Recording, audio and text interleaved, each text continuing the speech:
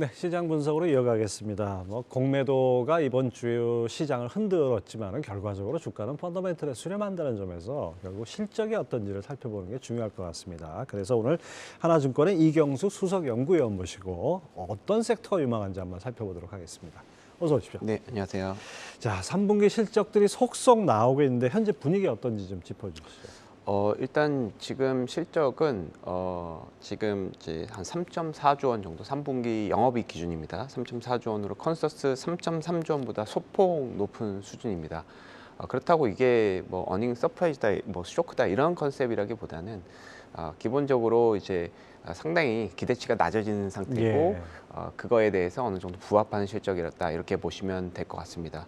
일단 기본적으로 이제 이 하반기 실적, 3분기 실적이라든지 4분기 실적은 그 숫자의 의미도 분명히 있겠지만 이제 내년 실적에 대한 어떤 가이던스를 회사별로 제공을 해준다. 그렇죠. 그러니까 저희가 이런 것들을 이제 내년 실적을 가지고 내년 실적의 추정치 방향성이 어떤지를 저희가 탐색을 하는 게 의미가 있을 것 같은데요. 최근에는 이런 이제 3분기, 4분기 실적 추정치의 어떤 가이던스를 감안한 내년 실적 추정치는 조금 떨어지고 있다. 이렇게 좀 보시면 될 것 같습니다. 그래서 전체적인 기업 실적의 움직임은 소폭 우하향 곡선을 좀 그리고 있는 그런 모습이 관찰이 되고 있습니다. 전체적인 경기 위축하고 좀 연관이 있다 이렇게 봐야 되나요? 예, 맞습니다. 그런 측면도 있고요. 반도체 업종군들이 너무 지금 약간 이경수 의원께서는 리포트 통해서 연말 계절성을 언급하셨어요. 연말 이제 연말 다가오고 있는데 네.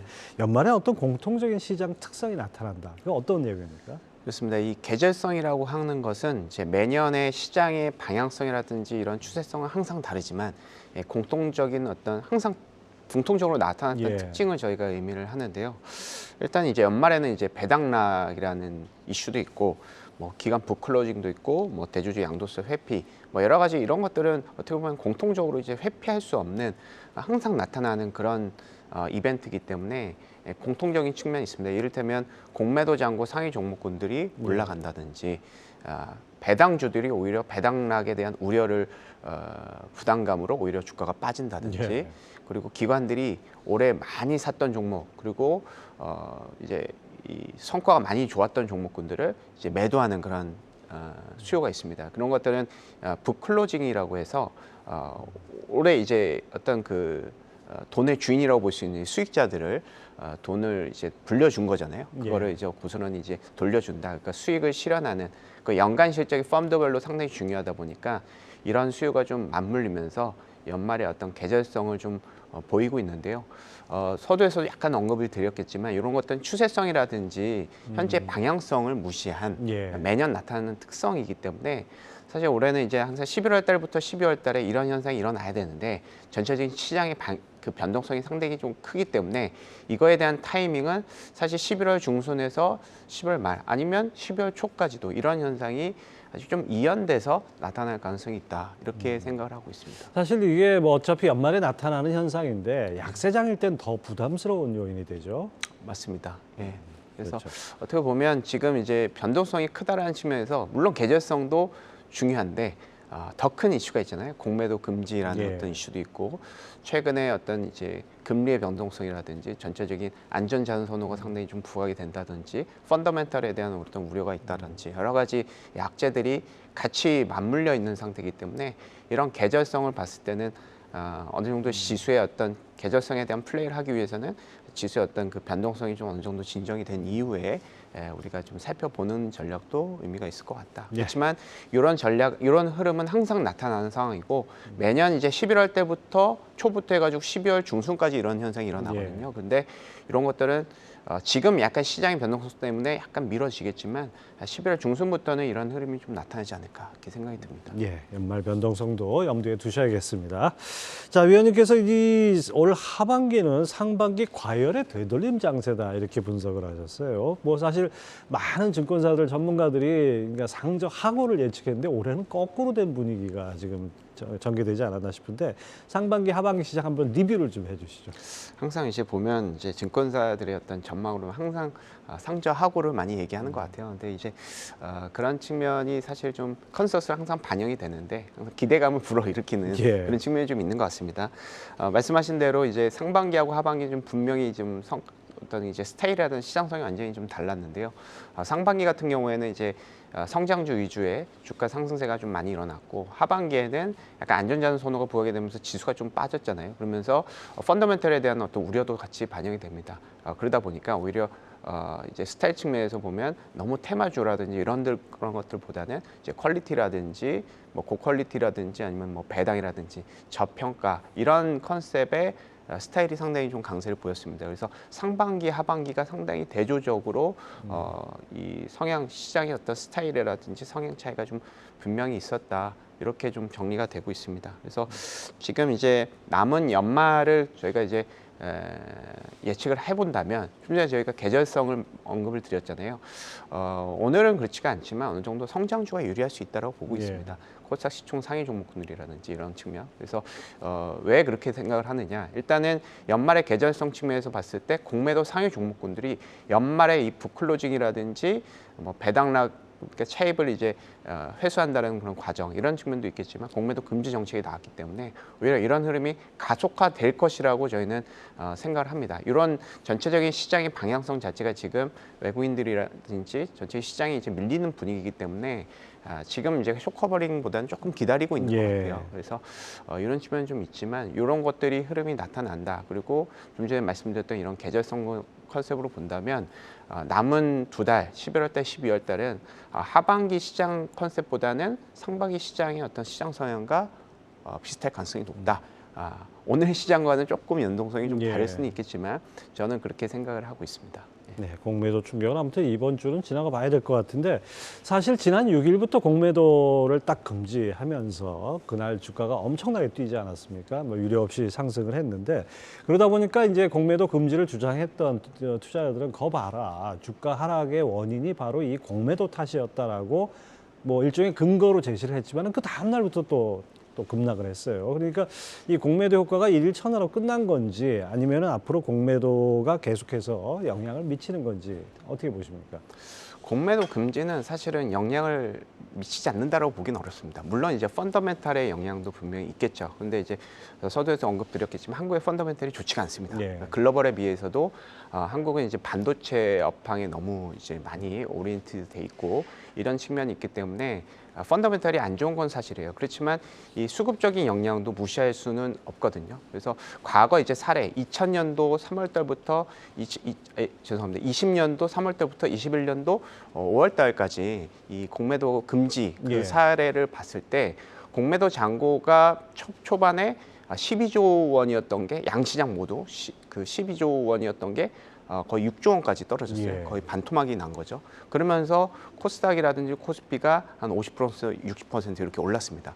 이런 흐름이 과거랑 똑같이 흘러가느냐? 이거는 또 아니겠지만 어느 정도 이런 커버링을 우리가 뭐 안 할 수는 없겠다 이렇게 생각을 하고 있습니다. 왜냐하면 지금 공매도의 거래 대금, 공매도 지난주까지 기준으로 봤을 때 코스피 200하고 코스닥 150에 거래 대금 대비해서의 공매도 거래 비중 자체가 10%였어요. 이거는 사상 최고치였거든요. 그래서 이것을 아예 없앴기 때문에 0%가 지금 됐기 때문에 이런 흐름들이 전체적으로 뭐 외국인들이 놀랐을 수도 있습니다. 왜냐하면 공매도 한국의 현물의 공매도를 이용해서 뭐 롱숏이라든지 이런 선물과 이용한 그런 연계 플레이를 했었는데 이걸 금지하다 보니까 전체적인 그냥 한국 시장을 전체적인 롱숏 포지션을 좀 정리를 하자 이런 컨셉으로 생각을 할 수도 있습니다. 그래서 이런 것들이 단기적으로는 이런 이슈가 있겠지만은 결국은 이 쇼커버링을 할 수밖에 없겠다. 그리고 코스닥 시총 상위 종목군들은 지금 시총 대비해서 공매도 잔고 비율 자체가 6%에서 7%까지 상당히 높거든요. 그래서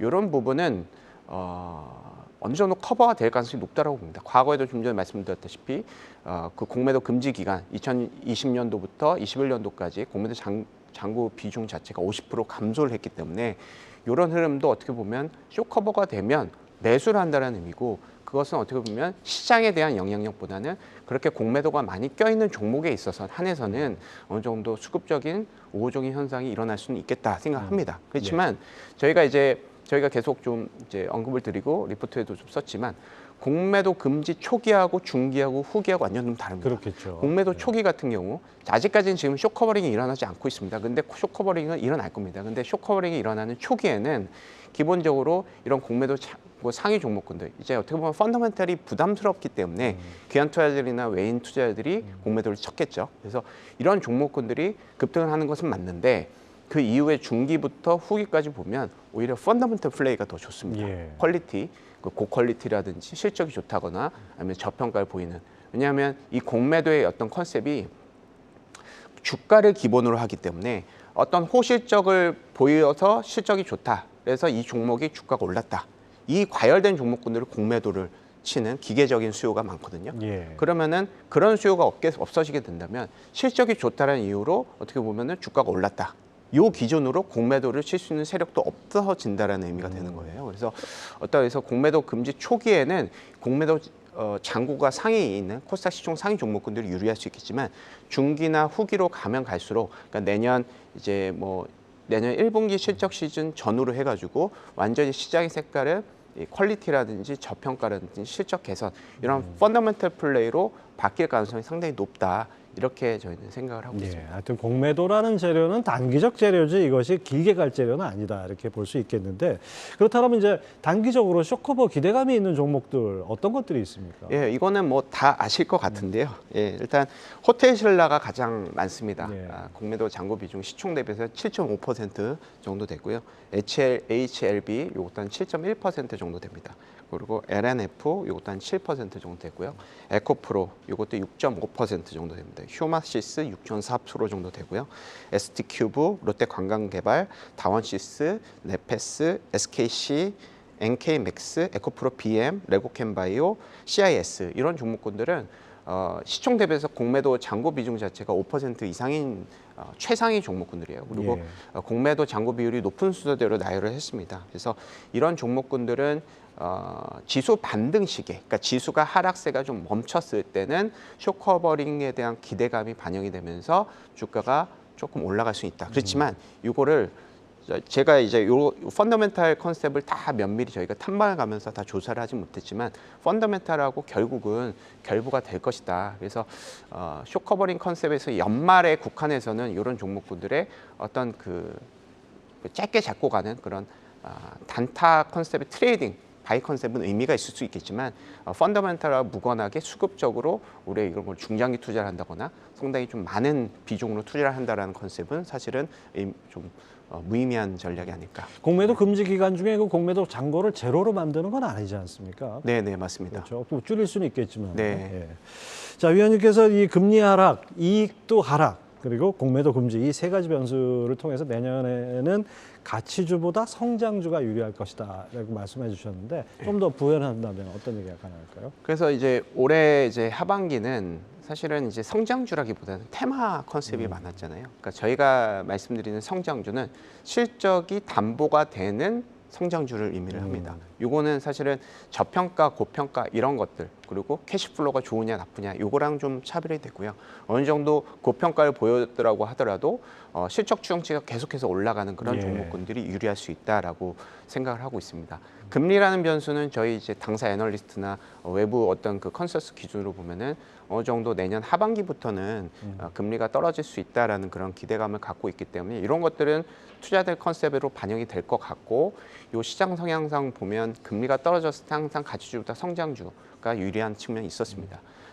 그리고 이익 측면에서도 조금 빠질 수 있다. 이익도 빠지게 되면 오히려 시총 상위의 어떤 종목군들이 성과가 좋지 않다라는 실적이 좋지 않다라는 의미가 되고 있기 때문에 오히려 대형주를 해지를 해갖고 중소형주를 투자하는 그런 경향이 강할 수 있다 이렇게 생각을 하고 있습니다. 마지막으로 공매도 금지는 뭐 좀 전에 말씀드렸다시피 이런 코스닥 시총 상위 종목군들이 거의 이제 성장주 뭐 이렇게 볼 수도 있겠지만 이제 고베타인 종목군들이거든요. 근데 이제 금지가 되면 초기에는 이런 이제 테마주라든지 시총 상위 종목군들이 공매도 수급적인 플레이 때문에 올라갈 수 있겠지만 중장기적으로 봤을 때, 그러니까 내년 1분기 실적 시즌 전후로 봤을 때는 실적 플레이가 가능해지는 그런 재료가 되는 거라고 말씀드렸습니다. 서두에서 언급드린 거 요약을 드리면 일단은 호실적을 보이는 종목군들이 올랐을 때 이 주가가 뭐 일단은 기본적으로 올랐다라는 기반으로 공매도가 많이 끼게 되는데 예. 이런 것들이 없어지다 보니까 실적이 주가로 연동성이 상당히 좀 커질 수가 있다.